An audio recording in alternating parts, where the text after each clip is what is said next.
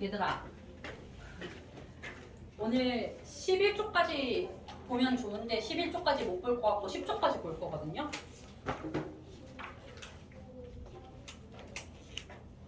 대한민국 역사에서 제일 어려운 파트입니다. 10쪽. 그냥 우리나라 역사에서 제일 어려운 파트라고 보시면 돼요. 그리고 아마 여러분 세 분, 여기 계신 고등학생의 세 분 다 2학기 내가 볼 때 기말고사가 여기부터 시작할 가능성이 굉장히 커. 왜냐면 여기 너무 어려워서 선생님이 중간고사에 안 끼울 것 같거든요. 그래서 기말고사 시작 파트라고 보시면 돼요. 여기서부터 3, 40년대 민족운동이야. 여기 제목 보시면 3, 40년대 민족운동이라고 나와 있죠. 사실 나는 이 부분을 제일 좋아하거든. 난 고등학교 때도 이 부분을 제일 좋아했는데 이 부분 수업할 때마다 너희들의 그 고통스러워하는 표정이 지금 예상이 되어가지고 한숨이 나오네. 3, 40년대 일제 통치 방식이 뭐였지? 민족 말살 통치였죠.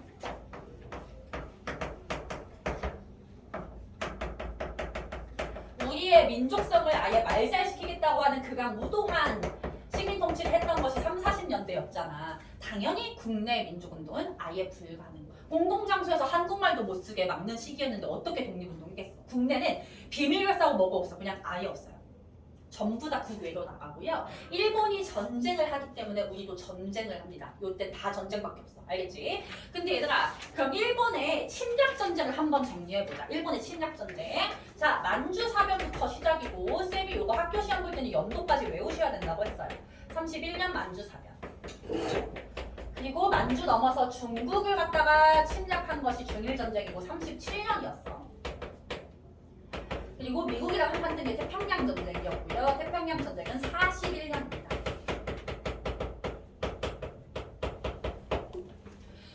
지난번에 잠깐 언급했던 것처럼 만주 사변 때는 우리는 중국이랑 같은 편이었겠죠. 중일전쟁도 중국이랑 같은 편이야.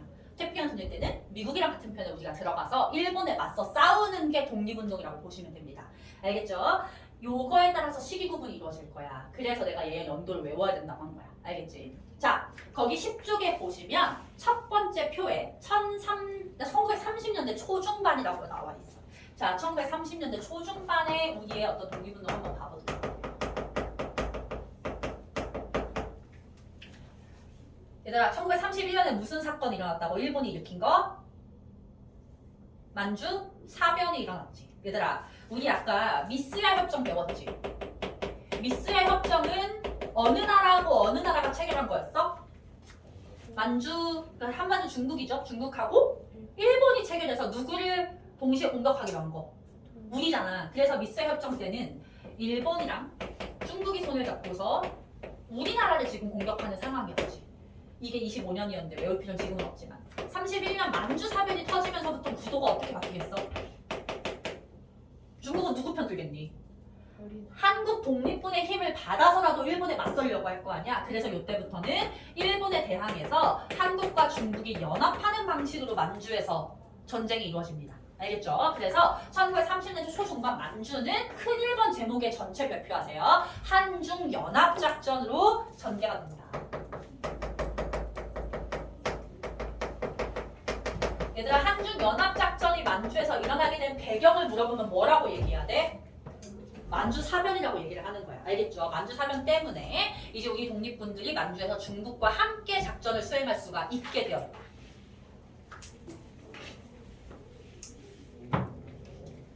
만주는 넓으니까 언제나 북만주와 남만주로 나눠서 보게 될 거고요. 여기가 왜 어렵냐면 거기서 거기인 군대 이름들이 너무 많이 나오기 때문이야. 암기하셔야 돼요. 지금 당장 외우라고는 안 할게. 지금은 이런 게 있구나 확인만 하시는 거예요. 지금 외우려고 하면 머리 터져서 한국에서 포기하고 싶어지니까 그냥 이런 게 있구나. 나중에 학교 수업 때 좀 똑바로 듣고 그때 가서 외워야지 라는 생각으로 듣는 거야. 알겠지? 자, 북만주에 있었던 군대 이름은 한국 독립군. 줄여서 한독군 이렇게 외우세요. 한독군. 헷갈리니까 한독군. 사령관은 지청천입니다. 지청천 매우 중요한 인물.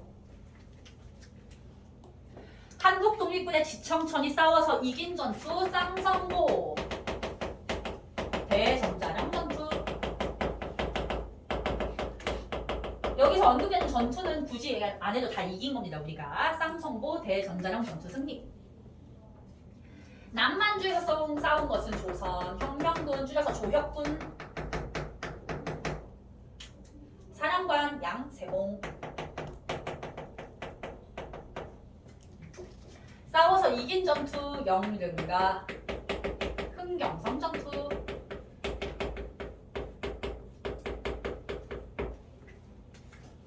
그냥 외워야 돼요. 물론 학교 시험 볼 때. 한독군, 지청천, 쌍성보 대전자령, 조혁군, 양동공, 영릉과 흥경성 이렇게 외워주시면 됩니다. 쌤은 고등학교 때 요거 처음 배웠을 때 그냥 객관식 문제를 푸는 용으로 이미지를 어떻게 가져갔냐면 얘는 약간 좀 발음이 세. 막 한국 독립군, 지청천, 쌍성보 이렇게 하는데 얘는 약간 다 이응이 많고 막 흐물흐물 양세봉, 흥경성 이렇게 가죠. 그렇게 일단은 나누고서 나중에 외우니까 좀 편하긴 했어요. 그렇게 한번 가지고 어차피 지금은 객관식만 푸니까.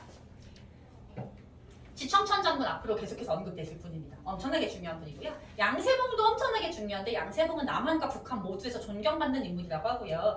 양세봉 장군은 내가 기억에 남으라고 일화를 하나 얘기해주자면 별명이 통조림 장군이었어. 왜 통조림 장군이었냐면 전쟁을 하다가 일본한테 쫓기는 상황이 된 거야. 산속으로 이렇게 쫓겨서 올라가고 있었대. 양세봉은 대장이니까 자기 군사들을 앞으로 보내고 뒤에서 이렇게 후방을 관리하면서 올라가고 있었는데 일본이 쏜 총에 정화를 맞은 거야. 양세봉같이 훌륭한 장군 게다가 대장인데 그런 분이 일본 총에 맞으면 군인들은 다 완전 멘붕이 왔을 거 아니야. 그때 양세봉이 어떻게 했는지 알아? 이 메고 있던 배낭에서 통조림을 꺼내서 통조림 뚜껑을 딴 후에 통조림 뚜껑 날카롭잖아요. 그걸로 이렇게 다 베어냈대. 그러고서 그냥 직접 이렇게 된 거야. 생사를. 그거 먹었던 군인들이 어땠겠어? 막, 와 내가 진짜 저 장군을 위해서 목숨을 바친다 이렇게 되는 거야. 그래서 이겼던 전투가 요 전투. 별명이 그래서 통조림 장군. 얘가 여기 안 적혀 있어도 만주에 있는 중국 군대하고 다 연합작전을 지금 벌이고 있는 거야. 그런데 이게 오래 가진 못해요. 32년, 33년 정도 싸우다가 흐지부지 되는데 일단 첫 번째로 지청천 같은 경우에는 만주는 어차피 중국의 어떤 메인 지역은 아니니까 여기서 싸워봤자 에너지만 소모하고 별로 일본에 타격을 안 주는 것 같은 거야. 그래서 지청천은 중국 관내로 이동합니다. 중국 관내라는 표현 설명해줄게 얘들아. 중국에 이렇게 있는 성 이름 뭔지 알아? 만리장성이라고 들었어? 얘들아 여기가 만주잖아. 만리장성 아래가 관내야. 우리가 보통 중국 하면 떠오르는 지역은 관내니 만주니? 여기가 메인이죠. 그래서 관내라고 하면 그냥 중국 메인 땅에 들어갔다라고 생각하시면 돼요. 지청천은 만주에서 활동하다가 관내로 이동을 합니다. 알겠죠? 양세봉 같은 경우에는요 돌아가셔요. 어떻게 돌아가시냐면 양세봉의 가장 절친했던 친구가 일본의 스파이가 돼. 그래서 자기 친구를 만나러 갔는데 그 친구가 밀정일 거라고 생각을 못한 거죠. 밀정에 의해서 죽임을 당해요. 그래서 양세봉이 죽자 다 같이 조선혁명군은 갈 곳이 없어진 그런 상황이 됐던 거야. 알겠죠? 얘들아 너무 어려워서 일단 이번에 있는 만주 지역 항일 유격 투쟁은 일단은 안 할게요. 일단 안 하고 다음 주에 복습할 때 넣어주는 걸로 하고 왜냐면 중요하지 않은 개념이라서 넘어가서 두 번째 칸을 보도록 하겠습니다. 30년대 초중반 만주에서의 상황은 봤고 중후반의 상황으로 넘어가 보도록 합시다. 1930년대 중후반. 이제 요때가 되면 중국 관내에서 활동하는 사람들이 굉장히 많아져. 대표적으로 누가 있었냐면 아까 의열단을 만들었던 누구? 김원봉이 중국 관내에서 활동을 합니다. 아까 20년대 후반에 의열단 활동하면서 개별적 어떤 의열투쟁의 한계를 느끼고서 조직적인 무장투쟁을 하려고 했잖아. 그래서 그 몇 년의 공백기 동안 김원봉이 뭘 했냐면 중국의 군사학교에 들어가서 군사훈련법을 배우고 자기가 또 군사학교를 세워서 군인들을 양성하고 있었어. 요때가 되면 약간 준비가 된 거야. 그래서 본격적인 활동을 위해서 단체를 하나 만듭니다.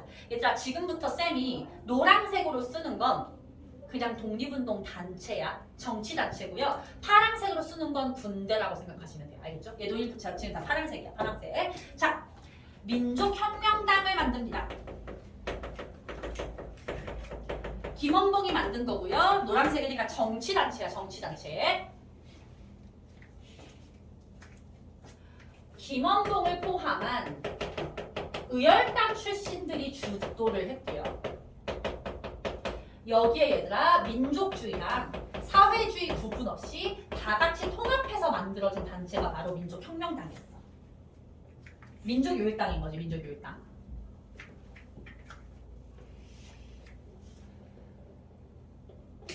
의에다가 밑줄 그어볼게요. 요거 은근 시험에 잘 나오는 문장인데요.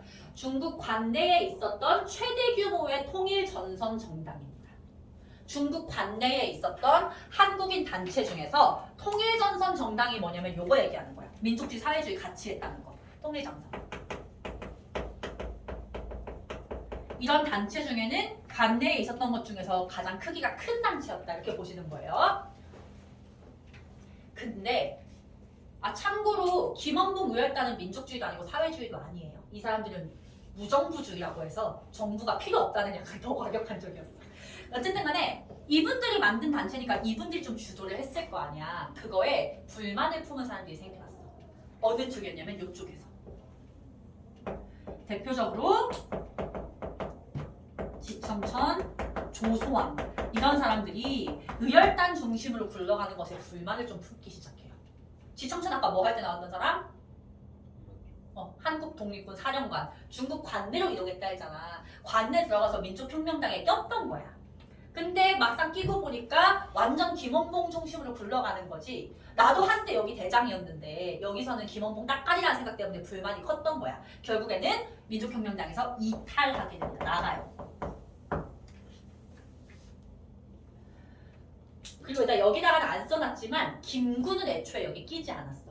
왜냐면 김구는 임시정부 수장인데 자기가 여기에 끼면 임시정부는 더 힘이 약해질 거라고 생각해서 김구, 지청천, 조소왕 이 세 명이 이때 당시 민족주의에서 가장 우두머리였거든. 민족주의 우두머리가 다 빠진 거야.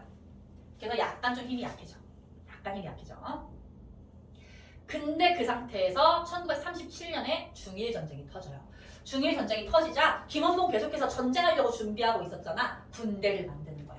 그 군대 이름이 바로 조선의용대입니다. 이거 두 개 세트야, 세트. 민족혁명당의 군대가 조선의용대라고 생각하시면 돼요. 일단 우리나라는 대한민국 정부가 있잖아. 대한민국 정부의 군대가 대한민국 국군이죠. 그런 것처럼 민족혁명당의 군대는 조선의용대 이렇게 가는 거야. 알겠지? 그러면 여기 군대 사령관은 말 안 해도 김원봉이었겠지. 그러면서 얘네가 중국 관내에서 활동하는 최초이자 최대 규모의 군대가 되는데요. 얘들아, 아무리 지금 중국이 중일전쟁 중이어서 한국인 군대를 이용해서라도 일본과 맞서야 되는 상황이었다고 해도 한국인에게 되게 어떤 치명적이고 뭔가 되게 중요한 전투에서 기회를 줬을까?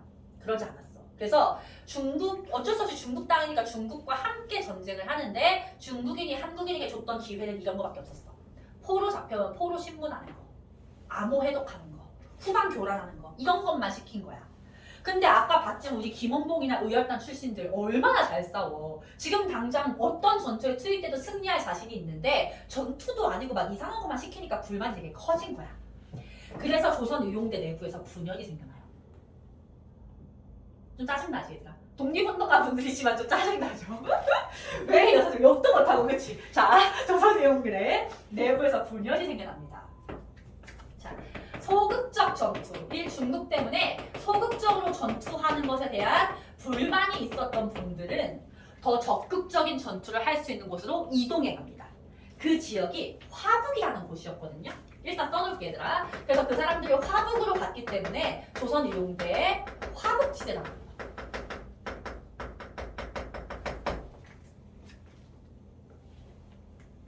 자, 요 지역이 주로 조선의용대가 싸우던 지역에서 약간 남쪽 지역이었어요. 화북지대는 명칭만 봐도 북쪽이잖아. 요 북쪽 지역에 만약 그쪽도 위쪽에 여기에 가면은 들어봤니? 마오쩌둥. 마오쩌둥이 여기서 싸우고 있었어. 근데 마오쩌둥은 한국인, 중국인 가리지 않고 똑같이 기회를 준다는 거야. 그래서 조선의용대 일부가 화북지역으로 간 거고 그래도 우리는 조선의용대니까 이름 자체를 조선의용대 화북지대라고 부른 거야. 알겠죠? 그 이동하지 않은 나머지가 있을 것이고 나머지에는 김원봉이 포함돼 있었는데 아무래도 숫자가 줄어든 거니까 어떻게 뭐 활동을 할 수가 없잖아. 그래서 나머지와 김원봉은 나중에 한국광복군이라는 군대에 들어가는데요. 한국광복군은 이제 금방 볼 건데 대한민국 임시정부의 군대입니다. 임시정부로 들어간다고 보시면 돼요. 알겠죠? 자, 지금 김원봉 씨가 지금 이분 때문에 좀 복잡한데 자 다시 한번 김원봉이 의열단 활동 이후에 중국 관내에서 민족주의 계열과 사회주의 계열을 다 모아가지고 민족혁명당이라는 단체를 만들었어. 여기서 열심히 독립운동을 하는데 문제는 김원봉과 의열단 출신의 목소리가 너무 크다 보니까 지청천이나 조소왕 같은 주요 민족주의자들은 다 이탈해버렸다. 그런 위기가 닥친 상태에서 중일전쟁이 터지자 이 얼른 군대를 만들어서 중국과 함께 일본에 맞설려고 한 거죠. 그렇게 해서 김원봉이 만든 군대가 조선 의용대였는데 문제는 중국이랑 함께 싸워야 되는 현실 속에서 우리에게 큰 기회가 주어지지 않았던 거지. 그런 소극적 전투에 불만을 품었던 아주 많은 수의 조선 의용대 군인들은 결국은 더 큰 전투를 할 수 있도록 하기 위해서 화북지대로 이동을 해가게 되고 그들을 조선 의용대 화북지대라고 한다. 이동해가지 않은 나머지 김원봉이 포함되어 있었는데 그들은 임시정부에 들어간다. 이렇게 되는 거야. 알겠죠? 그리고 이분들은 여기서 이제 활동을 하는 거지. 여기서 활동을 하면서 단체를 또 하나 만들어요. 이분들이 만든 단체가 뭐냐면 조선 독립동맹입니다. 그럼 얘네들의 군대는 뭐가 되는 거냐면 조선 의용대 화북지대가 되는 거지. 이해됐어? 이렇게 되는 거야. 이 색깔 좀 바꿔볼게. 이렇게 해서 여기서는 민족혁명당과 조선의용대 이렇게 세트로.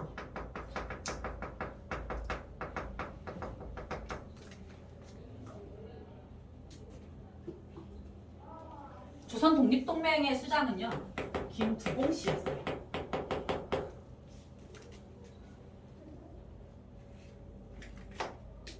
원봉이, 두봉이, 세봉이 다 있어요. 잘 구분하신 원봉이, 두봉이, 세봉이. 자, 두봉씨까지 출연하셨고요. 참고로 두봉씨는 사회주의자예요. 우리 해방 이후에 김일성이 북한 정부 만들 때 김일성 밑에 2인자였어. 조선 독립동맹은 오로지 사회주의자들만 있는 단체였어. 사회주의 단체. 요거 하나 체크해보세요.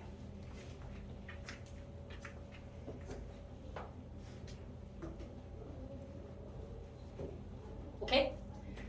이제 마지막으로 남은 게 임시정부야. 임시정부. 대한민국 임시정부의 활동인데 임시정부의 활동은 30년대에는 뭐가 없고요. 40년대 활동만 있습니다. 왜냐하면 30년대 초반에 윤봉길 의거로 인해서 상하이를 떠나서 도망 다닐 수밖에 없었잖아. 30년대 내내 도망을 많이 다녔어. 뭐 상하이에서 남경 갔다가 어디 갔다 이동해 다니다가 1940년 가서야 정착을 해요. 일본의 탄압 때문에. 그래서 1940년에 요거는 연도 외우셔야 돼요. 충칭에 정착합니다. 충칭은 어디냐면 요 안쪽 동네야. 요 안쪽 동네. 여기 충칭에 임시정부가 정착을 하게 됩니다. 어떻게 보면 임시정부는 도망 다니다가 시간을 많이 허비한 거잖아. 얘네들 다 이거 하고 있을 동안 임시정부는 도망만 다닌 거니까 정착하자마자 빠르게 이제 체제를 정비를 하는 거죠. 거기 보시면 한국독립당이라는 정당을 결성합니다. 한국독립당만 체크하시고요. 아래 동그라미 1번 봐봐. 김부의 한국국민당, 조소왕의 한국독립당, 지청천이 조선혁명당이 합쳐졌다고 하는데 그거 외우지 마세요. 사람 이름만 동그라미 할게요. 김부, 조소왕, 지청천이 합당했다. 우리 조소왕, 지청천 아까 뭐 했던 사람들이야? 민족혁명당이 의열단 중심으로 굴러가는 거에 불만 품고 나왔던 사람들이죠. 이때 나와서 임시정부에 들어간 겁니다. 알겠죠? 지청천, 조소왕 지금 계속 언급되고 있어.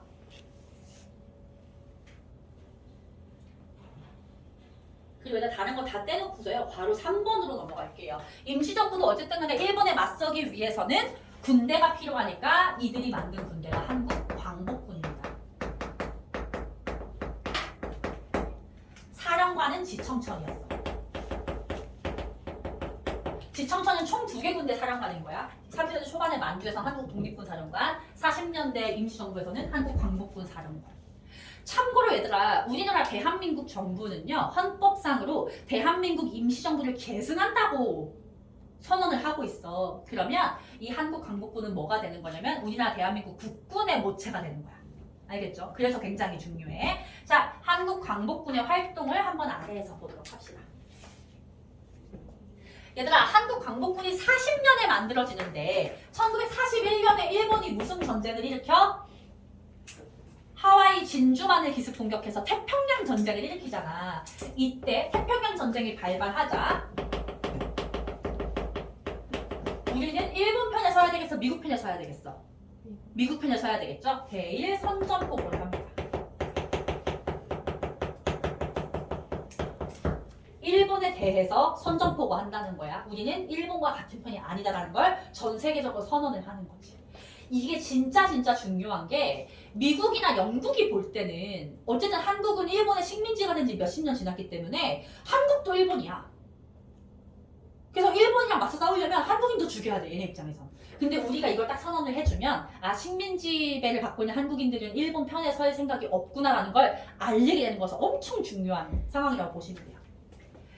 그리고서 일단 42년도에 김원봉과 조선의용대가 합류해요.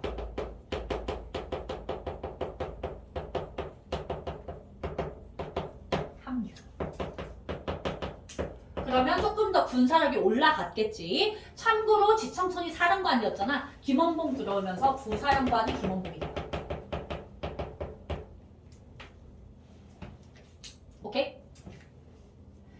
그리고 얘들아, 너네 혹시 영국은 2차 세계대전에서 미국 편이었는지 일본 편이었는지 알아? 영국은 미국이랑 같은 편이었어. 그래서 이제 영국은 우리 같은 편이 되는 거잖아. 영국의 요청으로 인도와 미얀마 전선에서 우리가 파병해서 군대를 보내가지고 싸우기도 했고요.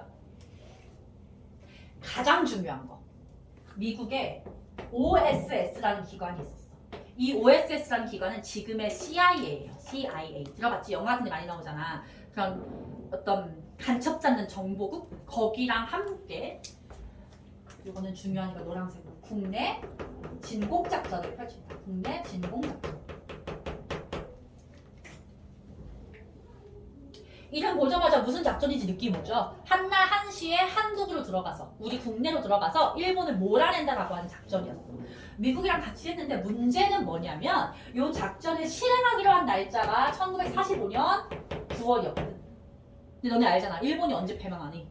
45년 8월 15일에 미국이 원자폭탄 투하해버리면서 갑자기 항복을 하잖아요. 그래서 요거는 실행하지 못함 이렇게 돼. 일본의 갑작스러운 항복으로 인해서 실행에 옮기지 못했다.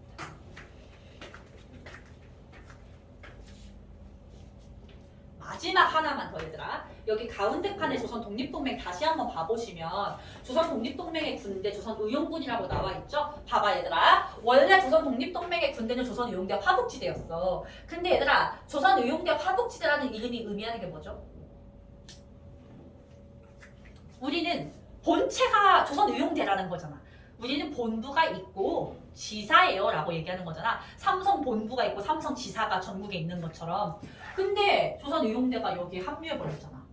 그럼 본부가 사라진 거지? 그럼 이름을 이렇게 유지할 필요가 없죠. 그래서 이름을 바꾼 거예요. 조선의용군.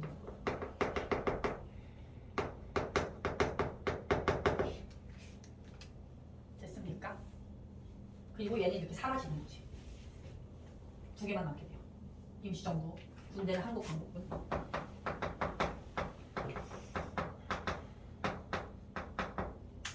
그리고 화북지역에 조선독립동맹과 이 조선의용군이 이렇게 남게 돼요.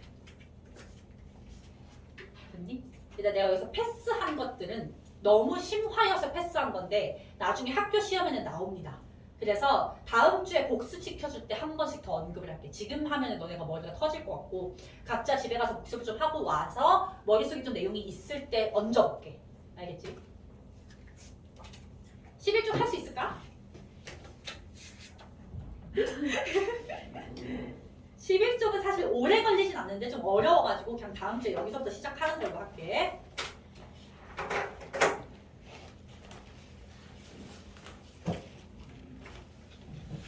그럼 일단 지금 오늘은 독립운동만 싹 배운 거야. 전부 다 독립운동만 배웠죠.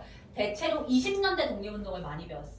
20년대에는 일본의 문화 통치 시기여서 독립운동이 다양하게 국내에서 일어날 수가 있었죠. 그래서 국내에서 민족주의가 주도했던 실력 양성운동, 예를 들면 물산장려운동, 밀립대학 설립운동, 문맹퇴치운동 이런 게 있었지. 그리고 학생들이 주도한 학생운동이 있었어. 60만세운동, 광주학생 항일운동.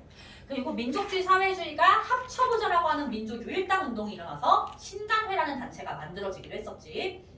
그리고 국외에서는 10년대 동안 열심히 만주에서 훈련받아왔던 군대들이 드디어 활동을 하는 시기가 온 거야. 그래서 국외 무장투쟁을 20년대에도 했었죠. 사실 이건 30년대 연결되는 거라고 보시면 되죠. 20년대부터 쭉 전쟁을 계속하고 있고 20년대 국외 무장투쟁은 우리의 활동과 일본의 타협이 번갈아서 일어나는 형식으로 전개가 됐었고 그거 순서가 중요하다고 했었죠.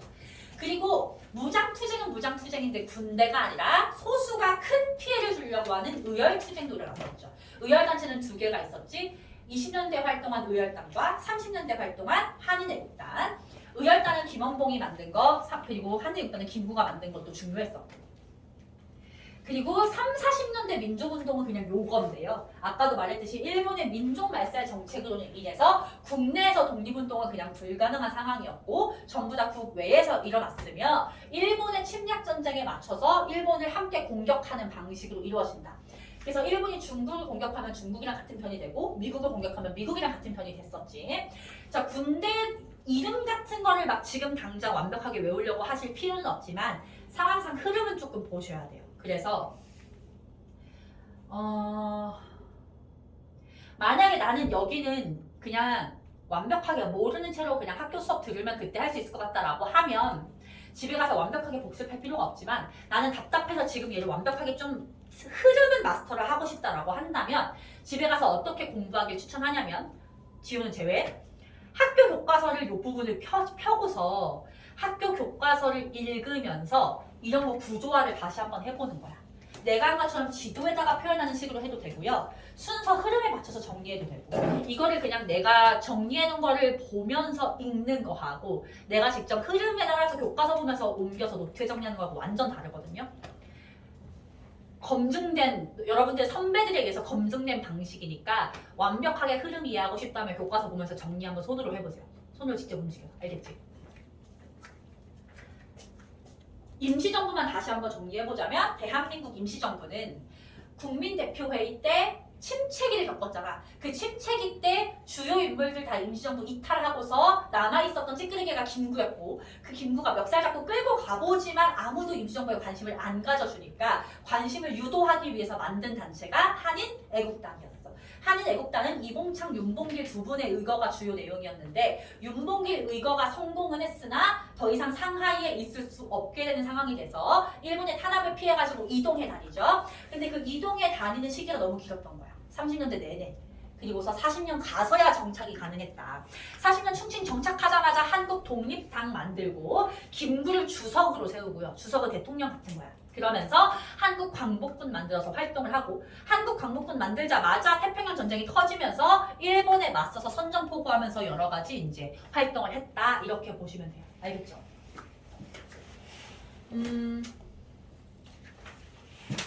오케이. 여기까지 하고 일단 오늘 수업은 끝내는 걸로 하고요.